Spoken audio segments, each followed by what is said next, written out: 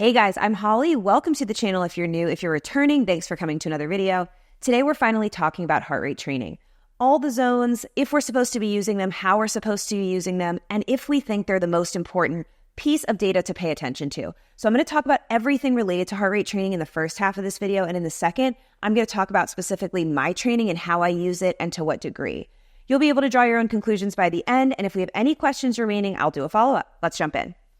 So I think it's really important that we sort of separate out two categories of people before getting into this. There's the category of runners, beginner athletes, people in the gym who really love the numbers. They love their sleep score. They love knowing their macros. They're weighing their food. They're measuring the amount of water they're having. They really want to know it all, including their heart rate.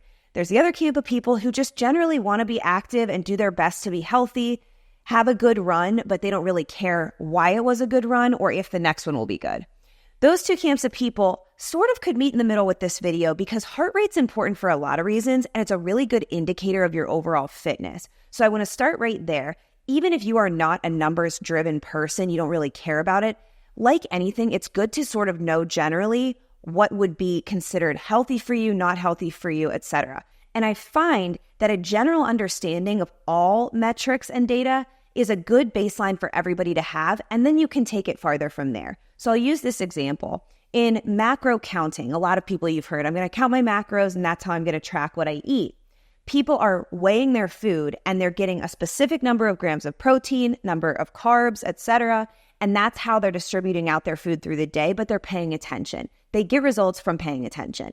What we can do as people who might not love the numbers and don't want to weigh everything is at the very least know in a fistful of chicken, how many grams of protein is that? How many grams of carbs is that? I pick up a little half fist of rice. How much is in that?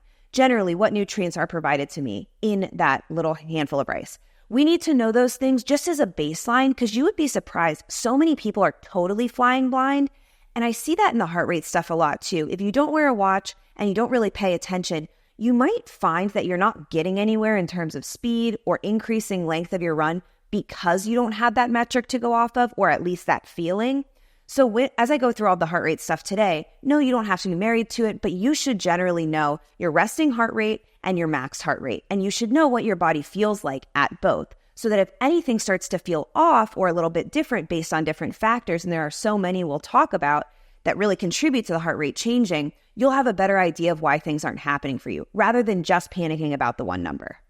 So what I want to do is actually list for you guys out really quick the zones 1 through 5, the percentage of your max heart rate that those should be, so that you understand how people create a weekly schedule of fitness to use these zones to increase fitness, maintain, etc. But before we do that, I want you guys to know that heart rate can be affected by so many things. Your sleep, of course, really low sleep and really low quality sleep can affect our heart rate, making it a higher resting heart rate all the time, meaning we are pushing and working a lot harder even to maintain a slow run. There's also the factor of any medication you guys are on. So medication can really have an effect on the heart rate. This would be more of a specific question for your doctor based on your medication, but that can affect you in a way where you can't look at a normal zone heart rate chart or even a zone training plan without factoring that in. There's also stress and anxiety that can also add to this because, again, that can affect our quality of sleep, even how we're using our food, and of course, just our general level of fitness. So we can use heart rate to see if we're trending up, getting more fit, or trending down, getting less fit. Heart rate can be affected by all of these things. So it's really, really important that if you are super numbers driven and you are going off of zones, you have a lot of things to factor in here as you're looking at it. So a good example of this, and I always tell my clients around the beginning of summer, you're going to go out and you're going to have that one run that just totally derails all of your progress mentally. You're going to feel really bad about yourself. Why is that? The temperature has increased significantly. The humidity has increased significantly depending on where you are. And you are looking at your watch expecting to hit the same pace and the same heart rate that you were hitting in December. That is not how it works. So we have to factor these things in. Our body is working against the stress. It is put under stress in that workout and even more so by other factors and conditions. So we need to know that going in. Let's break down the zones right here. All right, so just keeping things simple here, guys, off the Red Cross website, we're going to just break down an average 30-year-old and an average 60-year-old and their ranges for the heart rate, something that would be considered healthy. So for someone who's 30 years old, and they go with male and female here, your average range for like a moderate workout training would be between 95 and 162 beats per minute. Your max would be around 190. somebody who is 60, male and female, looking at a range of 80 to about 130, 135 in your moderate training, the max being about 160 in the beats per minute. All right, so let's break down these zones finally. And I know there are so many things out there, so many training plans, watches, different names for the zones, but we're going to keep it really basic. Zone 1 through zone 5, I'm going to break it down and you can deduce from there what your watch is telling you. Zone 1 is going to be like recovery run, no added fitness, 50 to 60% of your max heart rate. This is going to be easy, conversational. You can breathe. You're really just kind of casually moving through it. You can do that for really any period of time without doing too much to you. Now, easy run would be one up from that. So zone 2, 60 to 70% of max heart rate. This is, again, maybe not adding to your fitness, but a nice, steady, easy run. Again, conversational pace, just picking it up a little bit. Probably for a lot of you guys, a more comfortable speed than the recovery run, which can often feel like a total shuffle. Then we move up to zone 3, moderate tempo. This is going to be that 70 to 80% of your max heart rate. This is where a lot of people spend their time to maintain their fitness, maybe boost it a little bit. A lot of people training for a half marathon would spend a lot of time in this zone, I would say. Anywhere from your 5 to 8 miles, maybe even working up from there. But it's safe to be at higher distances at this push. Your body can maintain it, and it's also working hard enough that you do feel like you're really getting a good workout. A lot of time spent in zone 3 here. So this brings us to zones 4 and 5, which is going to be your interval training. This is the top. This is 80 to 90% of your max heart rate in zone 4, all out, everything you got in zone 5. When we get up to these zones, you're not going to be spending miles and miles of time at these zones. You're going to be using that output and really pushing hard in small intervals to achieve increased fitness overall. So ultimately, for a lot of you guys looking to increase speed, what you want to do is use interval training, zone 4, zone 5, however you're doing it in your workouts, sprinkled in with your recoveries so that you can actually spend an accumulated amount of time at that higher output.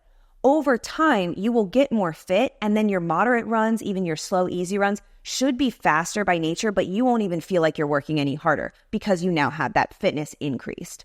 So that's the general sense of how this goes. And every training plan's different, all types of things for these zones.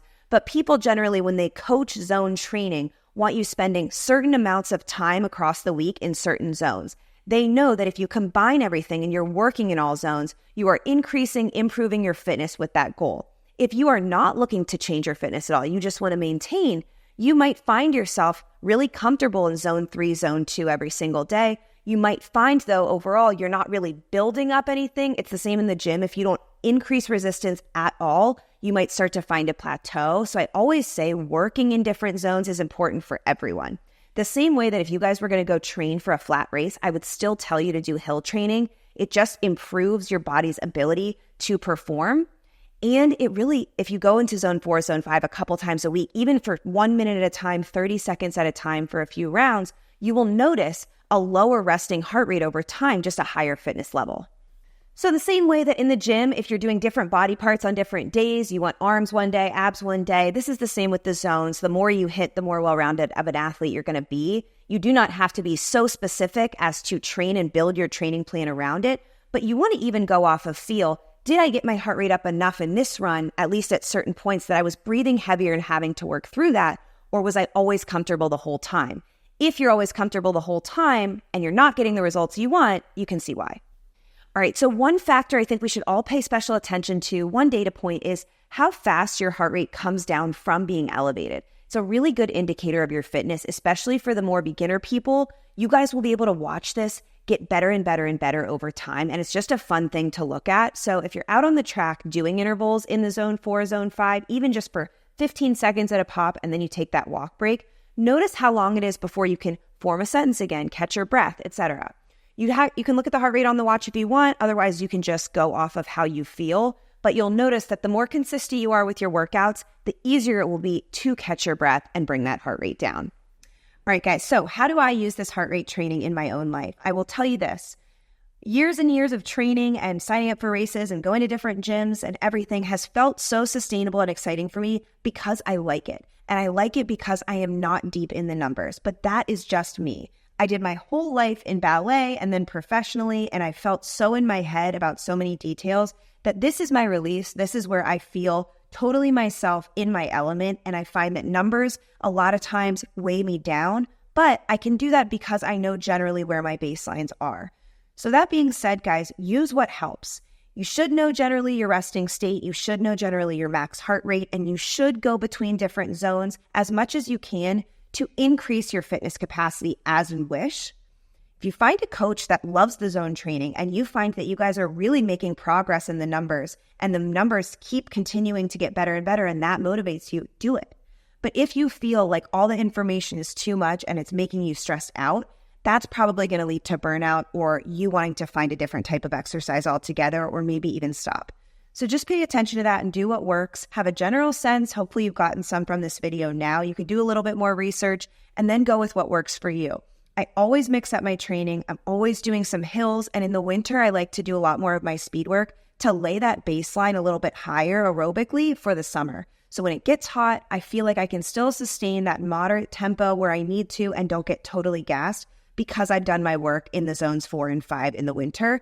And of course, I'm working that speed in the summer, just not as much if I'm being honest. So that's kind of what I do. I keep everything well-rounded. It makes me a better athlete. It makes me prevail in the face of challenges in races and in different elements, etc. And of course, I'm paying attention to my health. The last thing, guys, is just know that your resting heart rate can be an indicator of a lot of things related to your health. If you find that it's elevated, much higher than normal over day after day, I also just got a blood pressure sleeve. If you notice that that changes, obviously these can be indicators of other health issues and you want to manage those.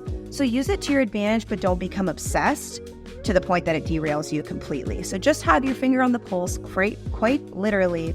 Talk to your doctor and manage that stress and anxiety, all those other factors. Eat well when you can, drink well, lots of water, and keep it up, guys. I'm so proud of you. I know this was a bit info heavy in this video today, but I figured I owed it to you. I know you guys always ask, is it important to train in the heart rate zones? Are we missing out if we don't? Hopefully this answered your question. I will see you guys in the next video. Please subscribe. See ya.